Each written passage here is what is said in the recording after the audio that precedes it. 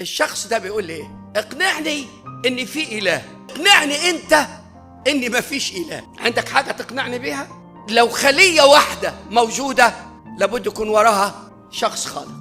لو في اي حاجه في الكون موجوده لابد يكون فيها وراها خالق. فالكون لم يوجد نفسه من ذاته، لكن لابد من وجود مصمم صمم وخلق. اعلانها للبسطاء.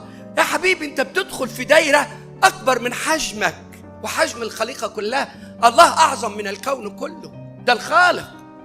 الايمان جانا ازاي؟ مين يقول معاي؟ اعلان وقبلناه بالايمان. ايه الاعلان بقى؟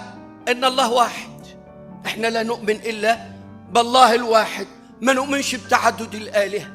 لما الله يعرفنا بنفسه قال انا واحد، يبقى واحد جامع اقانيم، الاب والابن والروح القدس، ده الازل والابد.